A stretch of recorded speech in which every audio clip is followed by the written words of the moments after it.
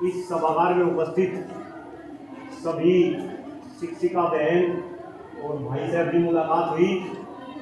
और बेटा सभी जितनी भी छात्राएं हैं, मैं सभी को वंदन करता हूँ, सभी का अभिनंदन करता हूँ, सबको मैं आशीर्वाद देता हूँ। मेरे बच्चों, मेरा नाम डॉक्टर कुलदीप मलिक है। मैं रहने वाला आप ही के ज़िले का हूँ, जिला मुजफ्फरनगर का हूँ। आप खतौली से जब बुढ़ाना जाएंगे तो बुढ़ाना से आगे एक गांव पड़ता है गढ़ी सकावतपुर, कुछ बच्चों ने नाम सुना होगा। उसी गांव में मैं पैदा हुआ। कभी मेरे मम्मी पिताजी उसी गांव में टीचर हुआ करते थे, शिक्षक हुआ करते थे। मम्मी गांव के अंदर उस टाइम पे चुपाड़ बोलते थे, चुपाड़ में पढ़ाती थी। मेरे पिताजी बाहर वाले स्कूल में पढ़ाते थे। और मेरे बच्चे, मुझे बड़ा गर्व होता था जब मैं बचपन में पिताजी की उंगली पकड़ कर चलता था। जहां भी निकल गया मास्टर जी नमस्ते, मास्टर जी नमस्ते। एक टीचर का इतना सम्मान था। कई बार मेरे पिताजी मेरे से पूछते थे, भाई कुलदीप बड़ा हो गया क्या बनेगा? मैं केवल और केवल एक ही जवाब देता था कि पिताजी मैं बड़ा होकर मास्टर बनूंगा। लेकिन मेरे पिताजी मुझे इंजीनियर बनाना चाहते थे। और चूंकि अपने घर में हूँ और बच्चियों के बीच में हूँ, मैं बेटा पूरे हिंदुस्तान में घूमता हूँ, लेकिन बच्चियों के बीच में आके शायद भगवान मुझे कुछ अलग एनर्जी देता है, मैं अलग तरीके से बात करता हूँ। तो इसी वजह से हकीकत बता रहा, पिताजी इंजीनियर बनाना चाहते थे। कई बार इसी बात पे पिताजी ने मेरी पिटाई भी करी। वे कहते कि हम तुझे इंजीनियर बनाओगे, मैं कहता नहीं, मैं बड़ा होकर मास्टर बनूंगा। तो कई बार मेरे पिताजी पूछते थे, भाई कुलदीप तू मास्टर क्यों बनना चाहा? तेरे पिताजी मास्टर, तेरी मम्मी मास्टर नहीं, तेरे दो मामा मास्टर, तेरे दो फूफा मास्टर। तो मैं कहता था, मगर जी आपका इतना सम्मान, जहां भी निकल जा मास्टर जी नमस्ते, मास्टर जी नमस्ते। गांव का कोई फंक्शन आपके बगैर नहीं होता, गांव में कोई डिसीजन आपके बगैर नहीं होता। मास्टर से अच्छा तो कुछ है ही नहीं। लेकिन बच्चों, मैं बड़ा हुआ, मैं बेटा पढ़ा, अच्छा था पढ़ाई में। मैंने MCA MTech PhD computer science में कर रखी। और अब बड़ा होकर मैं काम करता था सॉफ्टवेयर की MNC में। लेकिन फिर दुर्भाग्यवश मैं अब मास्टर ही बन गया। और मैं ही मास्टर नहीं बना, मेरी धर्मपत्नी भी मास्टर नहीं बन गई।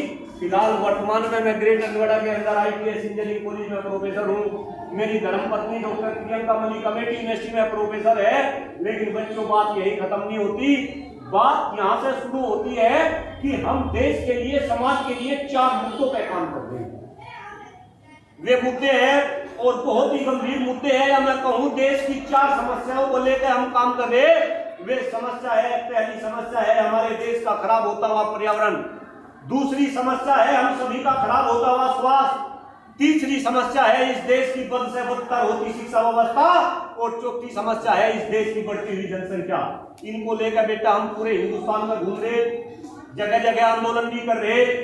लेकिन यहाँ लास्ट की 2 समस्या नहीं, केवल स्टार्टिंग की 2 समस्याओं को मैं आपके बीच में डिस्कस करने के लिए आया। और बच्चियां ये भी समझे कि मैं इन समस्याओं को यहाँ डिस्कस क्यों कर रहा, क्योंकि मुझे पता मेरे बच्चे आने वाले टाइम में से, आप में से कोई बच्ची इस देश की प्रधानमंत्री बनेगी, कोई सूबे की मुख्यमंत्री बनेगी, कोई बच्ची अच्छी डॉक्टर बनेगी, कोई बच्ची अच्छी इंजीनियर बनेगी, कोई बच्ची अच्छी ब्यूरोक्रेट बनेगी। यानी कि आने वाले टाइम में भारत भाग्य विधाता कौन हो मेरे बच्चों? आप हैं। अगर आपको ये समस्याएं पता होगी तो जिस टाइम पर आप उस पोजीशन पर होंगे तो आप इस समस्याओं का क्या करेंगे? समाधान करेंगे। क्या करेंगे? समाधान करेंगे। आपने नाम सुना होगा, देश के अंदर बहुत सारे प्रधानमंत्री हुए, लेकिन सबसे जबरदस्त प्रधानमंत्री जिसका मैं नाम ले रहा, वो ही बेटा स्वर्गीय इंदिरा गांधी। नाम सुना इंदिरा गांधी का? कभी आप जैसी बच्ची थी और आगे चल के वो देश की प्रधानमंत्री बनी। और उसने बेटा देश के अंदर 2 इतने बड़े बड़े काम करे, जिसके लिए इंदिरा गांधी का हमेशा ये देश ऋणी रहेगा। एक तो हमारे देश को इंदिरा गांधी ने परमाणु संपन्न बनाया, सबसे पहला एटम बम इंदिरा गांधी ने फोड़ा। और दूसरा बेटा, इंदिरा गांधी ने पाकिस्तान के क्या कर दिए? 2 टुकड़े कर दिए, बांग्लादेश और पाकिस्तान। सोचो, अगर पाकिस्तान के 2 टुकड़े ना होते आज देश के क्या हालात होते। तो मेरे बच्चों, अगर आप जैसी कोई बच्ची इस देश की प्रधानमंत्री बनकर इतने बड़े बड़े काम कर सकती है, तो आने वाले टाइम में आप में से कोई बच्ची इंदिरा गांधी बनेगी, कोई बच्ची कल्पना चावला बनेगी, कोई बच्ची विनीश फोगाट बनेगी। आप भी देश का नाम रोशन करेगी। इस वजह से ये समस्या आपके सामने मैं डिस्कस कर रहा हूं। पहली समस्या पर्यावरण की। मेरे बच्चों, मुझे पता गर्मी लग गई, पंखा वंखा लाला बंद करो, गर्मी बेटा मुझे भी लग गई। मेरे बच्चों, आपको पता जो हम शरीर के अंदर ले रहे सबसे इंपॉर्टेंट क्या है? ऑक्सीजन। भाई जोरदार तालियां। ऑक्सीजन, हवा, इसके बाद पानी, और पानी के बाद दूसरे खाद्य पदार्थ। लेकिन मेरे बच्चों, दुर्भाग्य है हमारा, दुर्भाग्य है आपका कि जो हवा आज हम ले रहे वो हवा सांस लेने लायक नहीं है। जो पानी हम पी रहे वो पानी पीने लायक नहीं है। जो खाद्य पदार्थ हम खा रहे वो खाद्य पदार्थ खाने लायक नहीं है। और ऐसा क्यों है? क्योंकि देश का पर्यावरण खराब है। मेरे बच्चों, मैं आपको एक दो आंकड़ा दे रहा, चूंकि शॉर्ट में ही बात कहूंगा। जब से ये देश आजाद हुआ तब से लेकर अब तक इस देश से 70% पक्षी गायब हो गए। कितने परसेंट? 70%। जब मैं आप जैसा बच्चा था, मेरे बच्चे गांव के अंदर जाते थे, चिड़िया, कबूतर, कौवे, इनफैक्ट मोर नाचते नाचते घेर के अंदर घुस जाते थे। अब चिड़िया नहीं दिखती, कौवे नहीं दिखते, सब कुछ खत्म। ऐसा क्यों? क्योंकि देश का पर्यावरण उन पक्षियों के लायक नहीं बचा। वे पक्षी भी जीव थे, हम भी जीव हैं। आने वाले समय में ऐसा ना हो कि हम भी धीरे धीरे क्या हो जाए? खत्म हो जाए। और बेटा, हम खत्म होते जा रहे। आप देखो, जैसा स्वास्थ्य मेरे बाबा जी का था ऐसा स्वास्थ्य पिताजी का नहीं रहा। जैसा स्वास्थ्य मेरे पिताजी का था ऐसा स्वास्थ्य मेरा नहीं, और जैसा स्वास्थ्य मेरा है ऐसा स्वास्थ्य बच्चों का नहीं, आपका नहीं। गलत तो नहीं बोल रहा। और बेटा, मैं तो जगह जगह हर विद्यालय में पूरे हिंदुस्तान में घूमता हूँ, हर बच्चों के बीच में मैं केवल और केवल एक ही क्वेश्चन करता हूँ, और यहाँ पे भी मैं इस क्वेश्चन को कर रहा। मुझे पता मेरे सामने बच्चे झूठ नहीं बोलते। आप में से कितने परसेंट बच्ची ऐसी है जो ये कहे कि सर मैं बिल्कुल स्वस्थ हूँ? स्वस्थ का मतलब है शारीरिक और मानसिक रूप से स्वस्थ। है कोई बच्ची जो हाथ ऊपर करके ये कहे कि मैं स्वस्थ हूँ? कोई भी बच्ची है कोई? आशीष भाई जरा वीडियो घुमा। ये देश के नेता देखे, देश के नीति निर्धारक देखे। और बेटा, ये हाल केवल आपके संस्थान नहीं, पूरे हिंदुस्तान के अंदर। अभी मैं भाई को भी यही बात बता रहा था, पूरे हिंदुस्तान के अंदर डॉक्टर कुलदीप मलिक का डाटा है कि आज 80 से लेकर 90% युवा स्वस्थ नहीं है। और देश के नेता क्या कह रहे कि हम इस देश को क्या बना देंगे? स्वस्थ बना देंगे, विश्व गुरु बना देंगे, विकसित बना देंगे।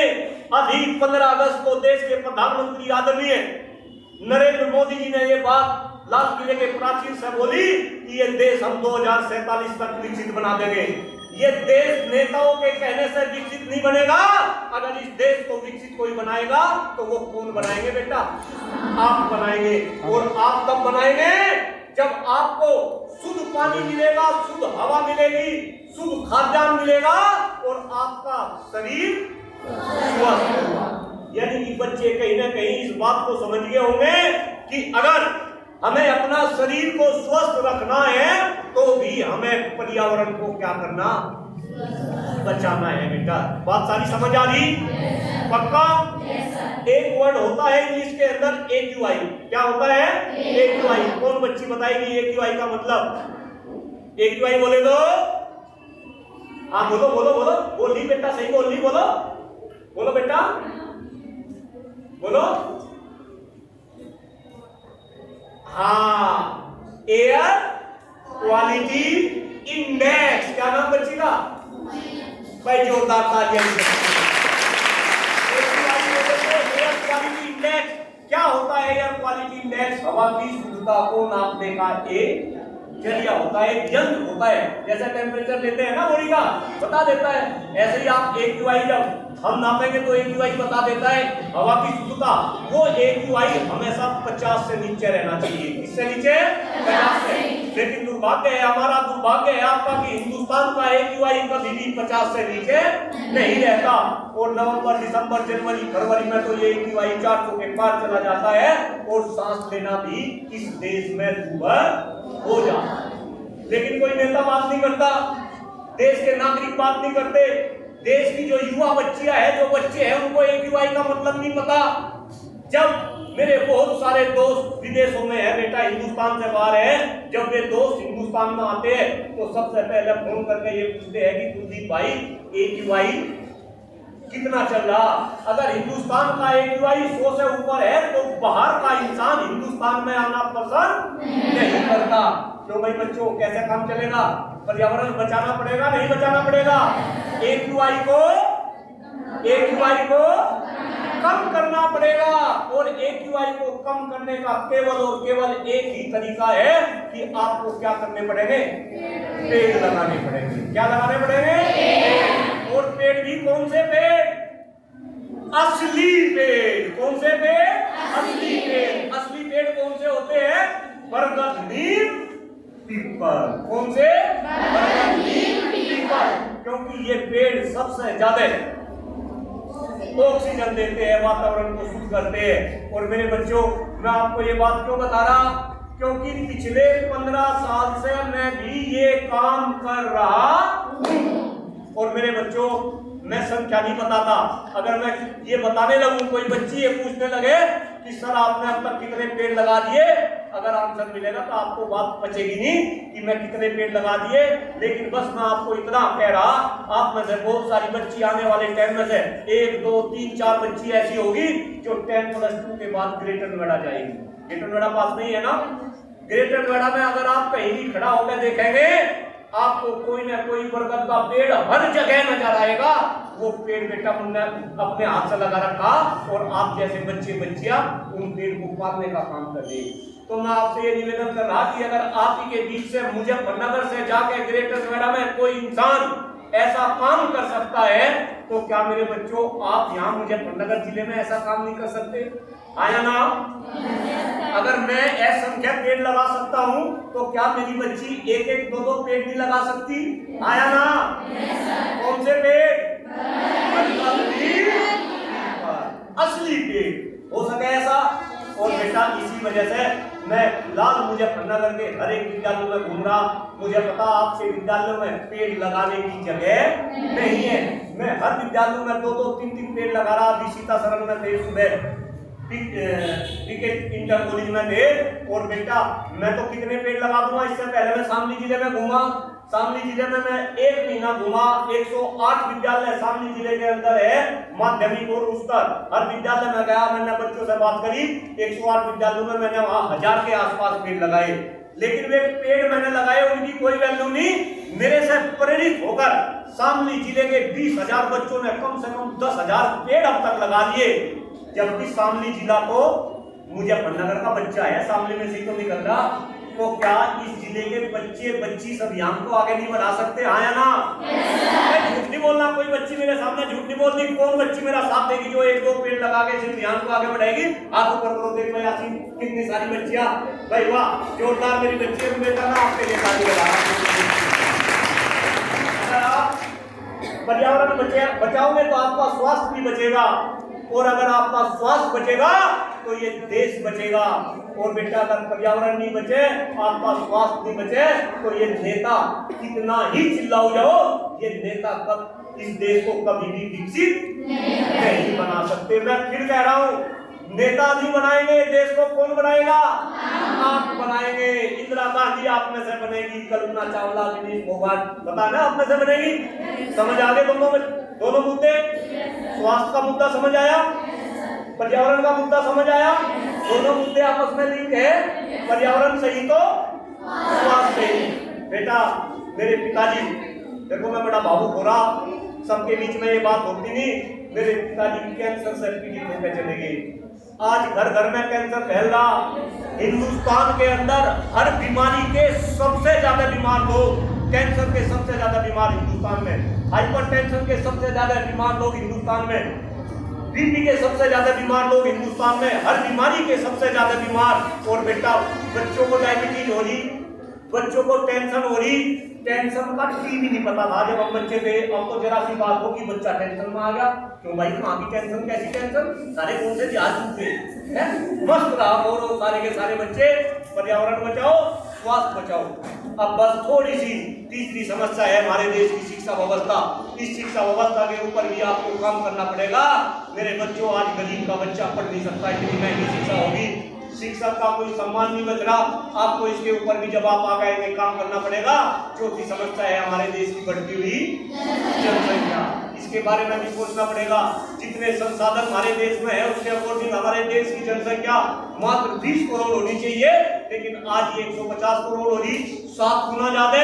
यानी कि एक कमरे में आदमी तो रहना चाहिए, एक आदमी कितने, 7। समस्या आनी है ना, तो बेटा इसके ऊपर भी विचार करेंगे।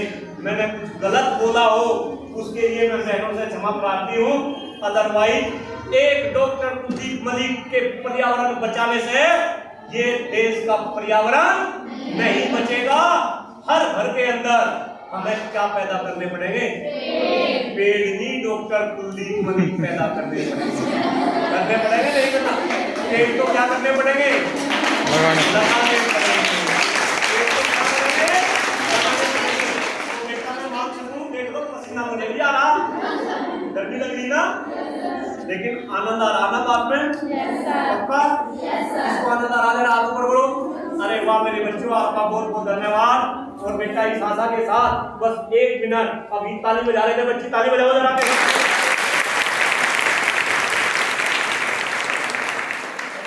क्या नाम आपका है? इल्मा, ताली बजाओ बेटा। कैसा,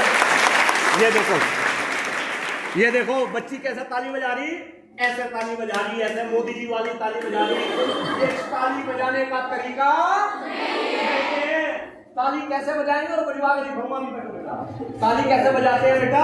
ताली बजाना बहुत अच्छी एक्सरसाइज है। मैं आपको बताऊं, मेरी पीएचडी भले ही कंप्यूटर साइंस में हो, मैं मास्टर डिग्री योग में भी कर रखा बेटा। योग में मेरी मास्टर डिग्री है। ताली आप ऐसे बजाया करो, ये 5 उंगली होती है अंगूठा ऐसे,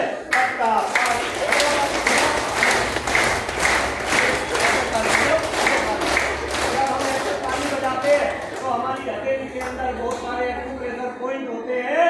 ये सारे के सारे एक्यूप्रेशर पॉइंट प्रेस होते हैं और हमारी बॉडी के अंदर जो इतनी बीमारी होती है वो बीमारी क्या हो जाती है, क्या हो जाती है, खत्म हो जाती है। या छू, अपनी लैंग्वेज में बोलेंगे बीमारी क्या हो जाती है।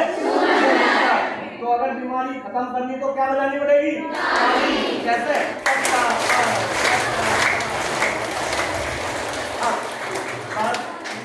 हमने तुम्हें 2 तरीके से ताली बजवाना, बजवा दूं? कोई दिक्कत तो नहीं? 2 मिनट बस। मुझे बहुत आनंद आ रहा। 3 तरीके से ताली बजवाऊंगा। कितने तरीके से? लेकिन प्रॉमिस है, देखो भाई भी प्रॉमिस देंगे। भाई जब भी ये बच्चियां इकट्ठी हो, आप 3 मिनट के लिए इन बच्चियों को ऐसे ताली जरूर बजवाएं, पक्का। पहली ताली है ओम के नाम पे। किसके नाम पे? ओम के नाम पे। मेरे साथ बजाएंगे ऐसे। पहले मैं बजा के दिखा रहा, ओम ऐसे, ओम ओम। चलो लेट्स स्टार्ट।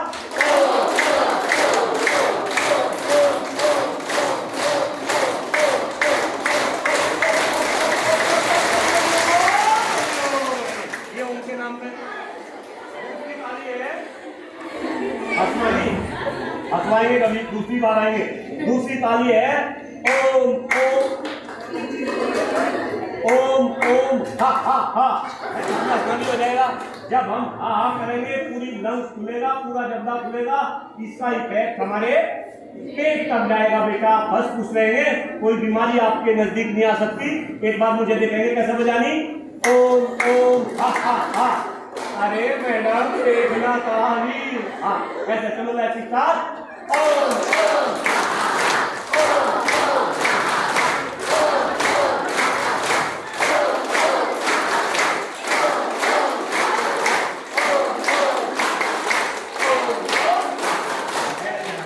आनंद आया?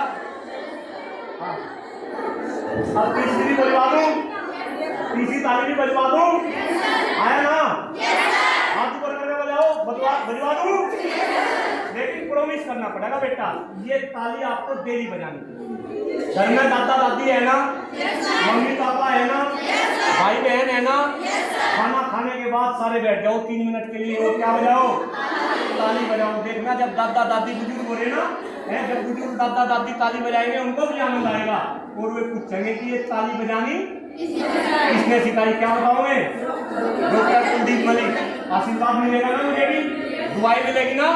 तीसरी ताली है राम के नाम पे। किसके नाम पे? राम के नाम पे। कोई अल्लाह के नाम पे बजाएगा, कोई वाहिगुरु के नाम पे बजाएगा, लेकिन ताली बजाएगा। कैसे? एक बार मुझे देखेंगे, मैं यहाँ पे चूंकि समय नहीं बेटा 21 बार इस ताली को बजाएंगे, लेकिन घर में आप कितने बार बजाओगे? 108 बार। कितने बार? 108 बार। कैसा देख लो एक बार ऐसे, राम राम 1, राम राम 2, कितनी बार बजाएंगे? 21 बार। अभी 21 बार लेट्स स्टार्ट। सारी बच्चियां राम राम 1, राम राम 2, राम राम 3।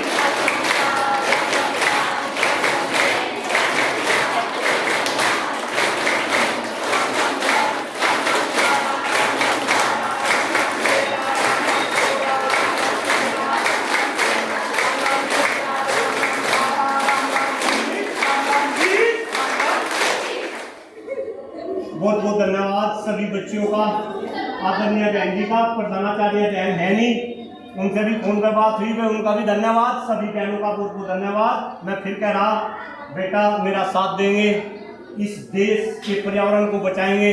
ये देश आपका है, हम कोई पाकिस्तानी, बांग्लादेशी, अफगानिस्तानी नहीं, हमें इस देश की रक्षा करनी। अदरवाइज पक्षियों की बात ध्यान रखना बेटा, जीव है, वे भी लुप्त हो गए, आने वाले टाइम में हम भी लुप्त न हो जाए, इसलिए पर्यावरण संरक्षण के लिए सभी बच्चियां काम करेंगे। फिर कह रहा, बच्चे जालिम होते हैं, बच्चे बात नहीं समझते, बच्चियां बात को समझती है। मैं बहुत कुछ इस संस्थान से लेकर जा रहा, मैंने कुछ गलत बोला उसके लिए मैं क्षमा प्रार्थी हूँ। अदरवाइज जय हिंद, जय भारत, भारत माता की जय।